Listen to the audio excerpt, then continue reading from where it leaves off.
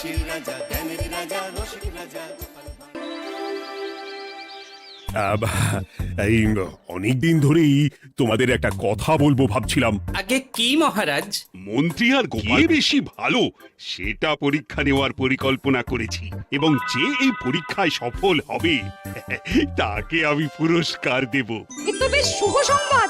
এই পুরস্কার সেই ব্যক্তি পাবে যে ভালো কাজ করবে, ভালো চিন্তার মাধ্যমে বাকি মানুষদের কাছে এক অনুপ্রেরণার উদাহরণ হবে। বাহ, বাহ, সাধু সাধু, খুব ভালো প্রস্তাব মহারাজ।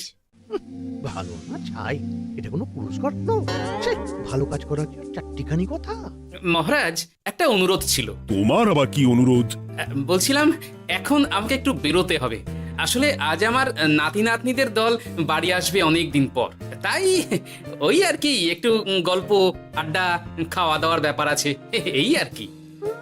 কোথাকার কোন রাজা এলো আমার, যখন ইচ্ছে আসবে যখন ইচ্ছে যাবে, আর সেগুলো নাকি আমাদের মেনেও নিতে হবে। মন্ত্রী, এই হিংসুটে পানাগুলো কবে বন্ধ হবে তোমার বলো তো? তুমি যাও তো গোপাল, মানুষের ভালোবাসা পাওয়া, জনপ্রিয় হওয়া এত সহজ নয়। অনেক ধন্যবাদ মহারাজ।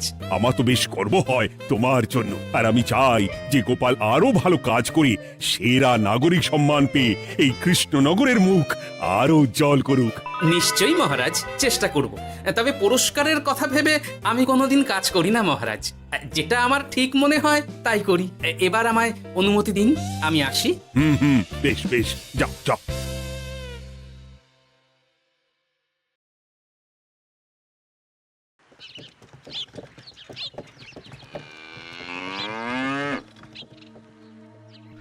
সেরা নাগরিক সম্মান সেটাও নাকি পাবে ওই গোপাল। বাবা, মহারাজের কি আদিক্ষেতা গোপালের প্রতি, দেখেও গা জ্বলে যায়। ও কি একাই আছে নাকি যে বেশি জনপ্রিয়? আমিও হব। হ্যাঁ, কি করি কি করি, যাই একটু গোপালের বাড়ি উঁকি মেরে দেখে আসি যে কি এমন মহান কাজ করে। ও দিদা, শরবতটা দারুণ হয়েছে গো। হ্যাঁ, প্রাণটা জুড়িয়ে গেল। আর একটু খাবি নাকি তোরা? না না গিন্নি, বেশি শরবত খেলে বাকি কিছু আর খেতে পারবো না। তুমি বরং ওই তরমুজ, জাম, যা যা ফল এনেছি সব এনে দাও। আচ্ছা আচ্ছা, সেই ভালো।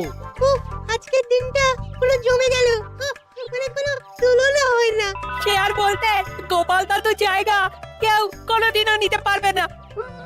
কয়জন দাদুকে দেখেছে ওরা জীবনে? এসব তো আমিও খাওয়াতে পারি, বেশি বাড়াবাড়ি। এই নে সোনারা আমার, তোদের জন্যই তো তোদের দাদু এসব এনেছে। হ্যাঁ, এই তোরা খা, কেমন লজ্জা করিস না কিন্তু। সে আর বলতে, ও দাদু তুমি এবার পরের গল্পটা বলে তো।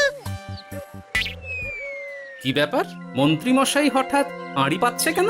কই গো দাদু, চুপ করে আছো যে? হ্যাঁ হ্যাঁ, বলছি। এবারে বুঝলি, এবারে তোদের একটা অন্যরকম গল্প বল। ধুর, আরে কি বলছে সব ঠিক করে শোনাও যাচ্ছে না। আরেকটু ভালো করে উঁকি দি। কি মন্ত্রী মশাই, ধরা পড়ে গেলেন তো? ওই জন্যই বলে অতি কৌতূহল ভালো নয়। কিসের কৌতূহল শুনি, কিসের কৌতূহল? তুমি কি ভাবছিলে যে আমি আড়ি পাচ্ছিলাম? মোটেই না, মোটেই না। আমি একটা দরকারি জিনিস খুঁজতে খুঁজতে ভুল করে চলে এসেছি এখানে। হ্যাঁ। আপনি কত ধরনের ভুল করতে পারেন সেসব আমার জানা আছে মন্ত্রী মশাই। এখন আমি সব আপোষ করে নিচ্ছি। এরপর এমন হবে যে লোকে তোমাকে পাপোশ করেও পুজবে না। না, কেমন যেন ঠেস মেরে কথাগুলো বলে গেলে মনে হচ্ছে। মন্ত্রী মশাই অমন করে রেগে গেলেন কেন গোপাল দাদু? আমিও তো সেটাই ভাবছি রে। যাকে সেসব বাদ দে, নে আমরা বরং গল্পে ফিরি। সেই ভালো।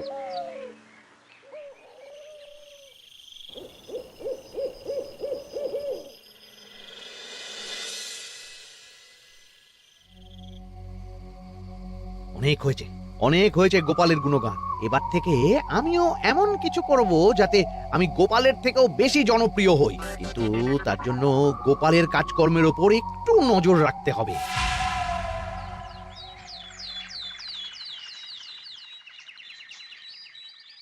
শোন বটাঘটা, কয়েকদিন তোদের গোপালের ওপর পুরো নজর রাখতে হবে। গোপাল কিভাবে কি করছে, কেমন করে করছে, সব এসে আমাকে জানাবি তোরা। আচ্ছা মন্ত্রীমশাই, চিন্তা করবেন না। একেবারে গোপালের দিন পঞ্জিকা বানিয়ে দেব আপনাকে।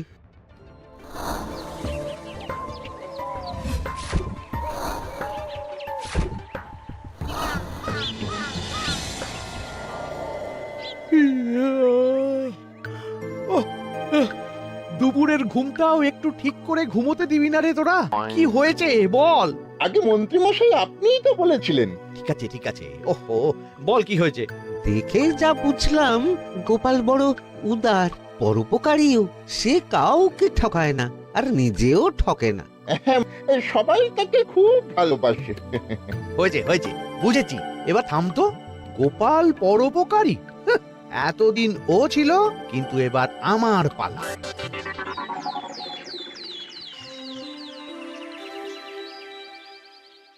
মহারাজ, আমার একটা কাজ আছে, তাই আজ একটু তাড়াতাড়ি বেরোতে হবে। দয়া করে অনুমতি দিন। তোমার আবার আজ কি কাজ আছে? কেন মহারাজ, আমার কি কোনো নিজের কাজ থাকতে পারে না?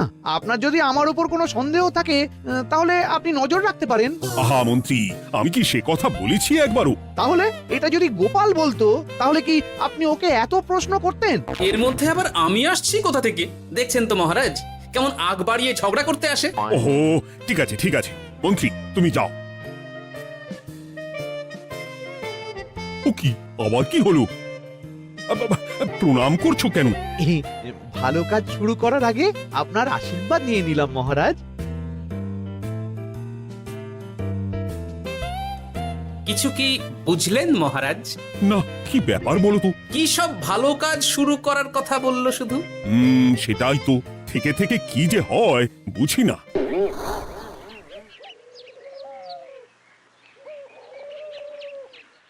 তা বলেছিলাম সব মনে আছে তো? আজ থেকে তোদের কাজ হলো শুধু আমার গুণগান করা, লোকের কাছে আমার কাজের প্রশংসা করা। আচ্ছা মন্ত্রীমশাই। আপনি যেমন বলেছেন ঠিক তেমনটাই হবে।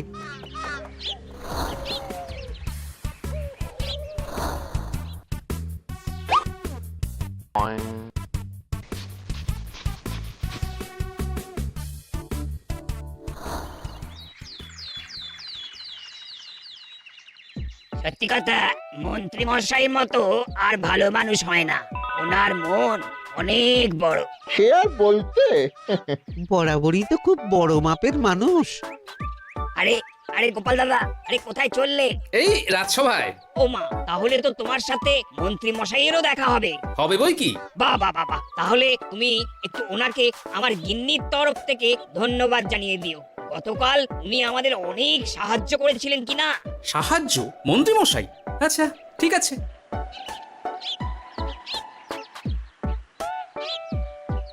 কিরে, কোথায় যাওয়া হচ্ছে সব? আজকাল তো তোদের দেখতেই পাওয়া যায় না। বাড়িতেও গল্প শুনতে আসিস না তোরা। কি করে যাবো বলো তো গোপাল দাদু, সময় হয় না তো। সে কি কথা, খুব চাপ চলছে নাকি? না না, সে কথা নয়। আসলে মন্ত্রী মশাইয়ের বাড়িতে একবার ঢুকলে খাওয়া দাওয়া গল্প খেলা সবকিছু সেরে বেরোতে বেরোতেই অনেক দেরি হয়ে যায়, তাই আর তোমার বাড়িতে যাওয়ার সময় হয় না। মন্ত্রী মশাইয়ের বাড়ি? ও, মন্ত্রী মশাই মনে হয় ভালোই সবার মনে জায়গা করে নিচ্ছে। যাকে ভালো কথা, সবার ভালো হলেই ভালো। তা মন্ত্রী, চারপাশ থেকে তো তোমার নামে বেশ ভালো ভালো কথাই শুনছি। খুব ভালো, খুব ভালো। এইভাবেই মানুষের পাশে থাকো সব সময়। এখন তো গোপালে থেকেও সবার মুখে তোমার নামই আগে আসে। বেশ হয়েছে, এটাই তো চাইছিলাম। গোপালকে ছাপিয়ে গেল মন্ত্রীর কাজ, সকলের মুখে তাই ওর নাম আজ। ওকে গোপাল, তুমি এত চুপচাপ কেন? সবাই এখন আমায় বেশি ভালোবাসে, এতে কি তোমার কোনো অসুবিধা হচ্ছে গোপাল? অসুবিধা? কি যে বলেন মন্ত্রী মশাই, এটা তো খুব ভালো কথা। তবে কি বলুন তো, মানুষ যত তাড়াতাড়ি মাথায় তোলে, কিছু হলে ঠিক তত তাড়াতাড়ি মাথা থেকে নামিয়ে দেয়। মানে কি বলতে চাইছো? না তেমন কিছু না, ওই নিজের জায়গাটা ধরে রাখাটাই আসল। সত্যি কথা বলেছো গোপাল, এক দুদিনে রাতারাতি কিছু অর্জন করা যায় না। যাই হোক, সভা আজ এখানেই শেষ করলাম। না, এখন আর কারোরই আমাকে প্রয়োজন নেই মনে হয়। সবাই তো মন্ত্রী মশাইয়েরই জয়গান করছে, তবু যেন কেমন খটকা লাগছে আমার। ধুর, এত ভেবে কাজ নেই। ভোলা ময়রা দোকান থেকে বরং কটা রসগোল্লা কিনে নিয়ে যায়। ওই গো, আমাকে গোটা 10 রসগোল্লা দাও তো। রসগোল্লা তো হবে না। কি হবে না? এই তো সামনে রাখা দেখতে পাচ্ছি। ওগুলো ওই মন্ত্রী মশাইয়ের জন্য রাখা আছে। ওগুলো ছাড়া তুমি অন্য কিছু বলো, আমি দিচ্ছি। না থাক, কিছু লাগবে না।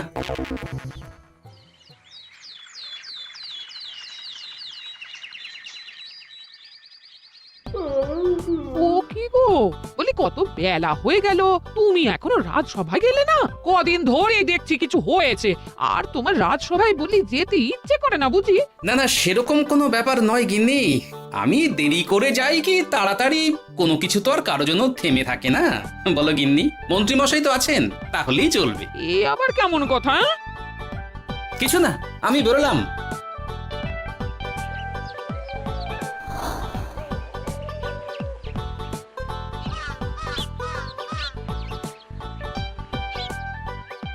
কিরে, তোরা সব এখানে দাঁড়িয়ে কেন?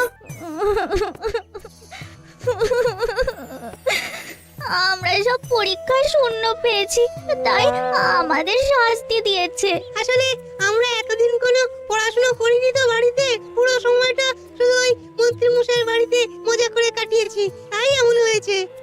তা নিজের ভুলটা যে বুঝতে পেরেছিস এটাই অনেক। এই কারণেই বলে নিজের কাজ নিজেকেই করতে হয়, বুঝলি? এরপর মন দিয়ে পড়াশোনা করবি, সব ঠিক হয়ে যাবে।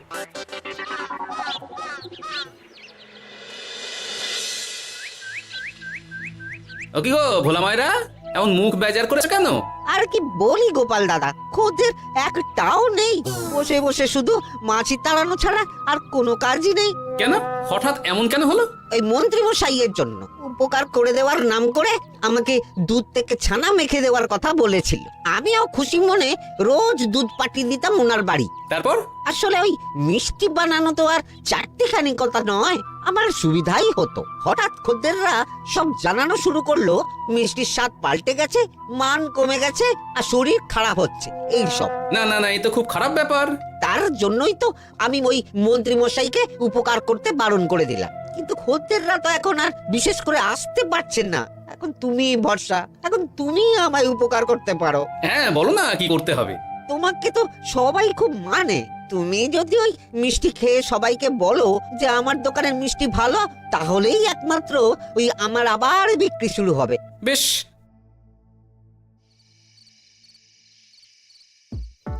শোনো, তোমাকে না একটা কথা বলার আছে। কি কথা? তুমি ভালো মানুষই করছো, তাতে তোমার লাভ, আমার কি লাভ আছে তাতে? মানে তোমার আবার কি চাই? সোনার গয়না, আমার একটা নতুন সোনার হার চাই। হ্যাঁ, না দিলে কিন্তু আমি চলে যাব। ওই দেখো, আচ্ছা ঠিক আছে দেবো। ও মা, তাই? সত্যি তুমি খুব খুব ভালো। আমি তোমাকে যতটা কিপটে ভাবতাম, তুমি ততটাও কিপটে না। না গিন্নি, তোমার গয়না আমি গড়াবো, কিন্তু খরচ আমি করব না। যাকে বলে মাছের তেলে মাছ ভাজা। সে আবার কি করে সম্ভব? তুমি দেখোই না।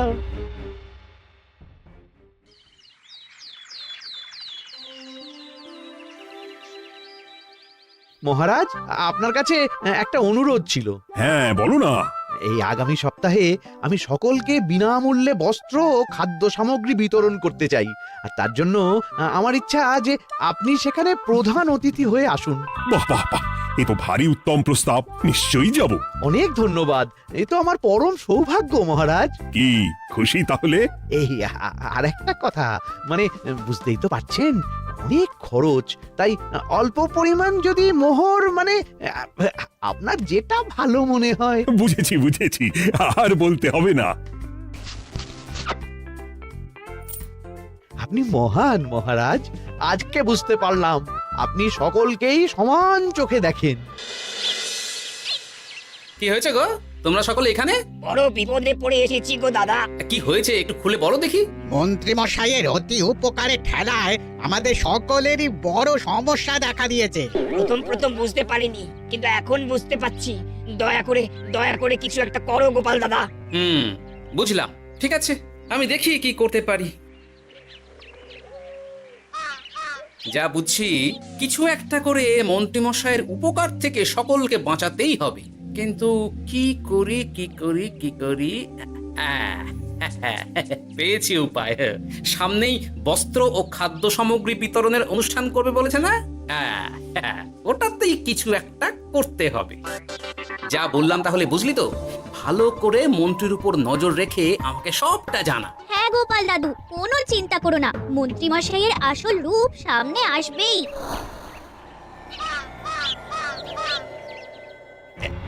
এই নে আগাম কিছু মোহর। সামনের অনুষ্ঠানের জন্য সব থেকে খারাপ মানের কাপড় ও আনাজপাতির বায়না দিয়ে আসবি। বাকি যেটুকু দাম থাকে সেটা আমি অনুষ্ঠানের দিন দিয়ে দেবো। আচ্ছা মন্ত্রী মশাই। মন্ত্রী মশাইয়ের চালাকিটা একবার দেখলি? বিতরণের নাম করে সব খারাপ জিনিসগুলো বিতরণ করা তালে আছে। খুব ভালো কাজ করেছিস। এখন বরং তোরা যা, আমাকে একটু বেরোতে হবে বুঝলি। আচ্ছা দাদু। তুমি সত্যি বলছো গোপাল? এত বড় বিশ্বাসঘাতকতা! আমার থেকে মোহর নিয়ে, আমার হাত থেকে উপহার নিয়ে আমার প্রজাদেরই ঠকানো। এখনই তাহলে ওই মন্ত্রীকে ডেকে এনে শাস্তি দেওয়া হোক। না মহারাজ, মন্ত্রী মশাই যে শুধু আপনাকে ঠকিয়েছে তা নয়, মানুষের ভালোবাসারও দাম রাখেনি। সবকিছু সবার সামনে হোক। মন্ত্রী মশাইকে কি করে ফাঁদে ফেলতে হয় সে ব্যবস্থা আমি করে ফেলেছি মহারাজ।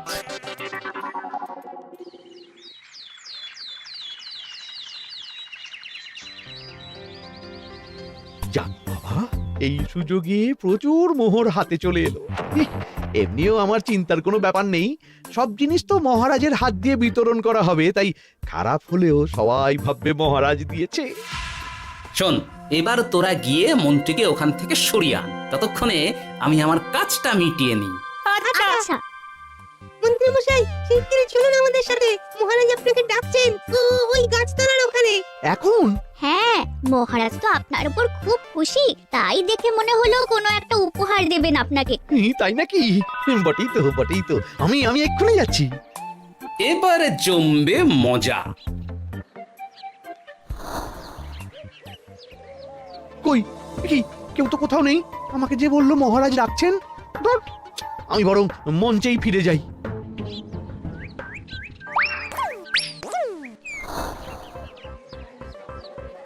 মন্ত্রী মশাই, আমরা চলে এসেছি। আপনি বলেছিলেন আজকে আমাদের পাওনা মিটিয়ে দেবেন। আপনার কথা মতো সবচেয়ে উৎকৃষ্ট মানের কাপড় আমি দিয়েছি।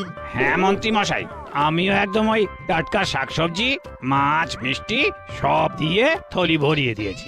এবার দামটা মিটিয়ে দিন। দুজনের মিলিয়ে হয়েছে ওই 1000 মোহর।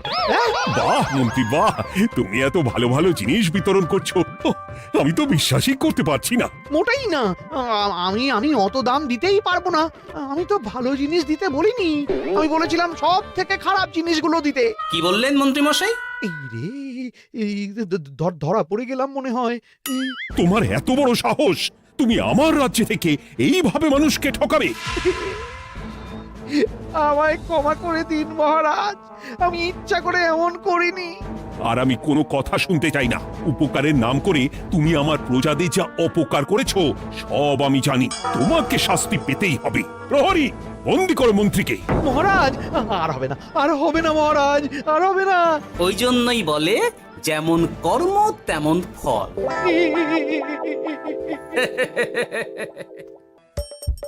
হাসির রাজা জ্ঞানের রাজা রসিক রাজা